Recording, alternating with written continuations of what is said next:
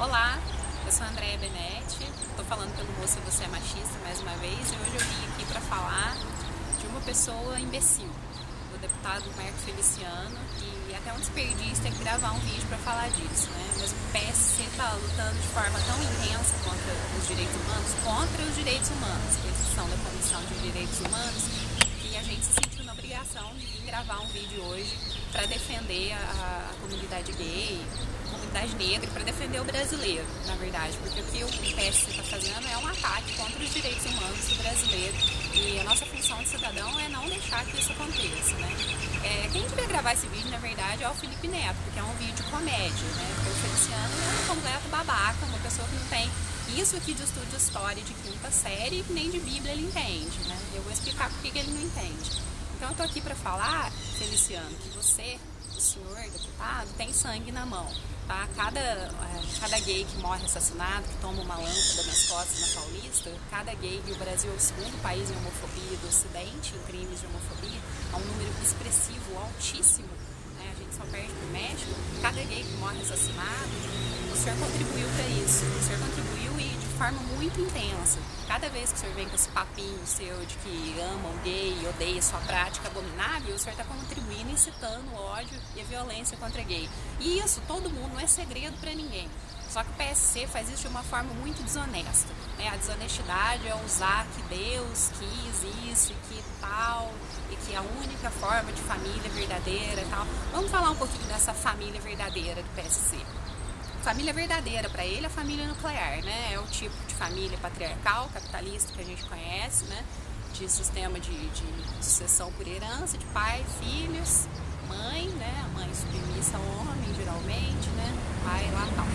Essa família, ela tá longe de ser o único modelo de família que existe no Brasil, e a nossa sociedade, ela evoluiu e ela cresceu de muitas formas. O que a gente tem muito hoje no Brasil, todo mundo sabe disso, são mulheres como chefe de família, mulheres solteiras com filhos, homens solteiros com filhos, avós que criam filhos, tios. A gente tem famílias monoparentais ou famílias de pessoas morando sozinhas.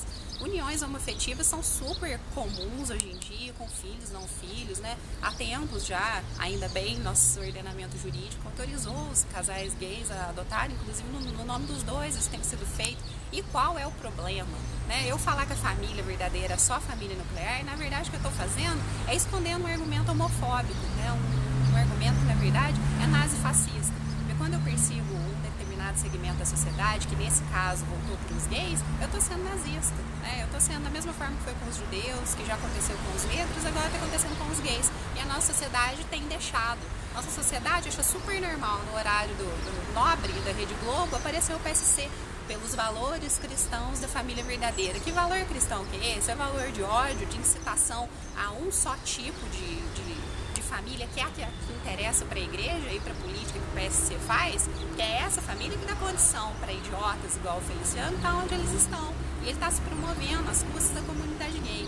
Por isso eu sempre falo, né, para os meus amigos, para a comunidade gay, que também é a minha comunidade, não vamos dar crédito para esse senhor, né? Para o Feliciano, para o Malafaia e para outros idiotas que estão surgindo aí, se apoiando na comunidade gay, porque o sucesso que eles estão fazendo, a publicidade que eles conseguem atingir, é graças ao que eles têm falado do gay, porque quem tem a tradicionalismo no sangue, essa questão toda da ordem, que não consegue perceber o múltiplo, né? E a beleza da multiplicação do tipo de família, da nossa sociedade humana, e da gente conseguir se integrar e viver bem respeitando os direitos de quem é diferente, quem não consegue perceber isso, né, quem tem um tipo de ódio excitado, consegue achar super legal esse tipo de discurso, fala, nossa, é disso mesmo que o Brasil precisa, né? Isso é um discurso que foi comum na ditadura, isso é um discurso que faz em toda a sociedade e consegue impor um fascismo.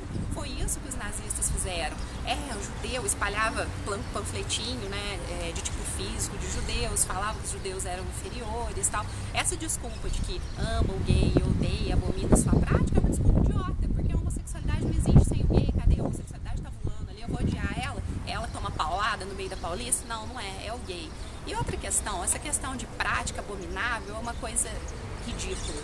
É uma coisa ridícula até porque segundo o Antigo Testamento, que é onde ele se fundamenta para falar da abominação da prática, também é abominável comer molusco, também autoriza ter escravo, também fala que a mulher menstruada ela é impura e o homem que tocar nela também é impuro por não sei quantos dias.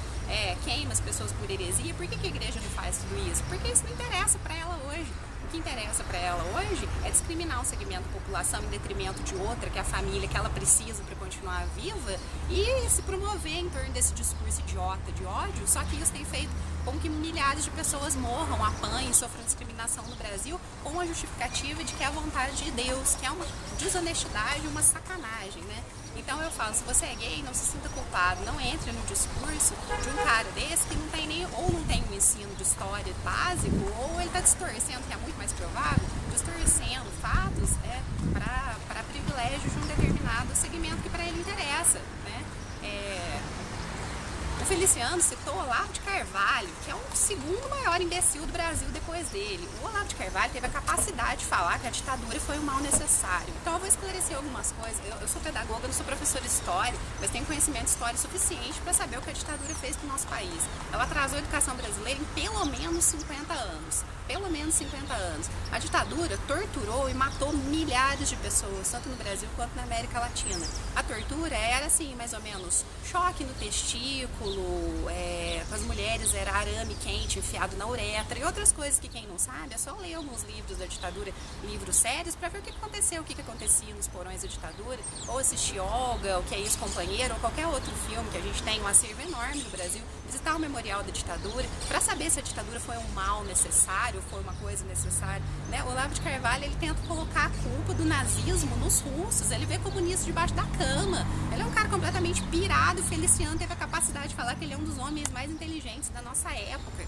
Cara, falar que a União Soviética foi responsável pelo nazismo, peraí, a Rússia invadiu a Alemanha e foi quem acabou de terminar com tudo. Vamos assistir A Queda, vamos ler alguns livros de história para parar de falar besteira, né? Para parar de atribuir culpa a quem não teve, né? O Olavo de Carvalho, ele consegue falar que quem lutou contra a ditadura cometeu crime mais grave do que o exército, né, do que os militares na época da ditadura, que matavam de forma institucionalizada, né, que detinham o poder ilegítimo da violência para matar cidadão comum, como eu, você, que era contra o regime político. Isso é direito de qualquer um. Eu tenho direito de ser contra o regime político adotado pelo meu país, né? Eu sou um cidadão, eu tenho direito de escolher como que eu vou ser governado, né? Eu não posso morrer porque eu falei isso. Pensa bem no que o Feliciano está apoiando. Esse senhor é um perigo, ele é um perigo. Ele é um ditador, esse cara no poder, não votem em pessoas que têm um discurso fascismo de ódio, porque o Brasil está chegando num ponto perigoso, né? Essa bancada evangélica, ela é um perigo porque ela é fascista,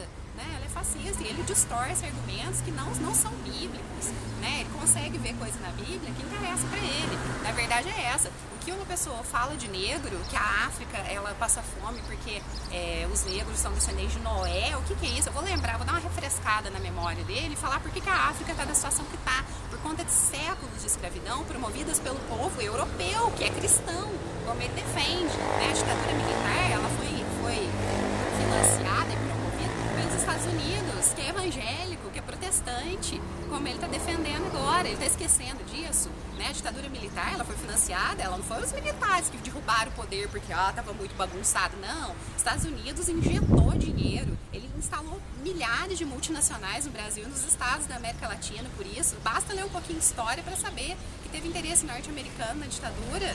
Gente, isso é uma coisa clara. E aí vem me falar que por favor, Feliciano, melhora esse argumento, que tá ridículo já, isso que você tá falando. Qualquer pessoa que lê um pouquinho, que sabe isso aqui de história, não vai cair numa coisa idiota dessa. Agora, a questão do negro é uma questão gravíssima. Como que eu tenho coragem de falar que um país que foi detonado por séculos de escravidão, né, escravidão promovida por um povo cristão, eu tenho coragem de falar que a Bíblia fala que o povo é amaldiçoado por Noé? Aonde? Acha na Bíblia pra mim. Feliciano, eu desafio você a encontrar na Bíblia onde está escrito isso e me mostrar. Aí você que é evangélico e segue as religiões, porque vamos deixar claro, nem todos os evangélicos, a maioria deles, não são representados pelo Feliciano.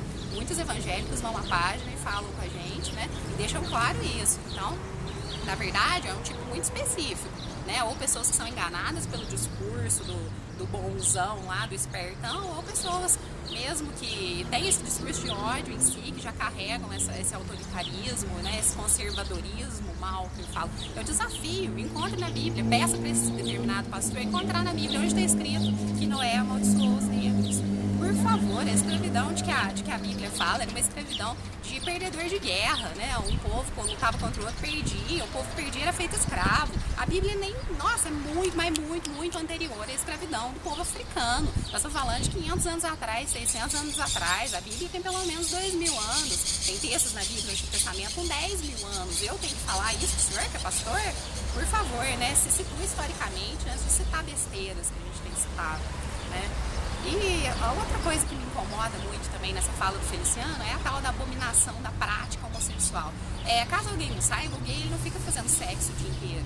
Não fica. Isso aí é um segredo que eu vou contar. O gay trabalha, ele tem família, ele tem uma vida amorosa, ele educa os filhos, ele é como qualquer outro cidadão, ele tem um bom caráter ou não, segundo a sua educação, a sua perspectiva de vida. Gay não fica fazendo sexo o tempo todo. Se o problema do senhor é achar isso, não. Comunidade gay, ela vive como qualquer outra comunidade, ela é um cidadão normal, como eu, como qualquer outro. Eu também me insiro da sociedade gay, né, porque eu não sou heterossexual. Mas é uma idiotice falar isso. Quando a gente fala de prática gay, a gente tem a impressão que gay vive de sexo, né? Que todos os lugares destinados a gay, aquilo ali é uma orgia. Não é.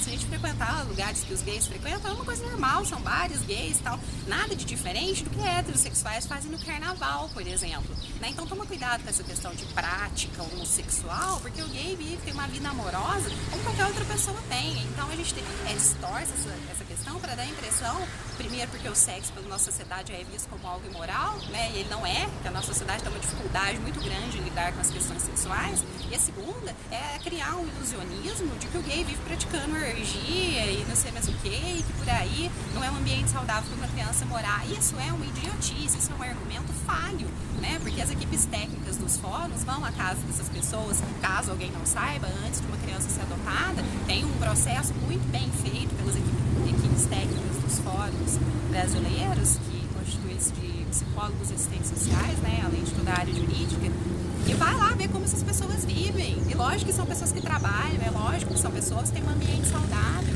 né? A gente teve um estudo de caso numa universidade americana de 17 anos, foi a pesquisa de mais longo tempo, que pesquisou filhos criados por casais gays, não teve nenhum apontamento de que essas crianças se desenvolveram de forma menos saudável, ao contrário, né? Como a adoção é muito mais rigorosa, foram crianças extremamente saudáveis, que cresceram e se desenvolveram como qualquer outro cidadão, né? Lembrando que gay também tem filho de forma natural, né? Eventualmente esse gay já pode ter tido um filho de outro relacionamento, né? Com as lésbicas acontece algumas vezes de engravidar por inseminação artificial. É um direito que toda pessoa tem, né? Nós precisamos evoluir, as famílias são múltiplas, se multiplicaram as formas de crescer, de viver, de amar, e isso não é antissaudável porque não obedece a um tipo de família estabelecido por um segmento da sociedade preconceituoso, machista, racista, homofóbico, que dissemina ódio, né? Vamos acordar para esse discurso de que é amor, de Deus e tal, e ver que por trás disso é uma desonestidade enorme, né? Uma sacanagem, um incitamento à violência, que pessoas estão morrendo por isso, né? Esse é meu recado hoje. Eu não consigo falar disso sem ficar muito bravo, né? Porque eu tenho muito carinho, eu vivo na comunidade gay desde nova, tenho muito carinho pelos gays, né? Por nós, são cidadãos de direito como qualquer outro, que agora que estão conseguindo seus direitos civis na justiça, né? Que constrói a vida ao lado de um companheiro por 20, 30 anos, a pessoa morre, eles não têm como receber herança, tem que entrar na justiça por isso, que criam seus filhos com amor, o companheiro morre, tem que entrar na justiça pela guarda, né? Porque a nossa justiça até então ela era míope, né? Ela não enxergava a família como a família realmente é, né? E eu vou falar mais uma coisa, Feliciano, não adianta você não querer que não tenha família gay, porque eles estão aí, eles já têm família, eles criam seus filhos e são cidadãos como eu, como qualquer outro cidadão né? Nosso apoio à comunidade gay, vamos fazer força contra esse tipo de discurso de ódio. Moça, você é machista, está aqui hoje para falar isso, né? E eu agradeço.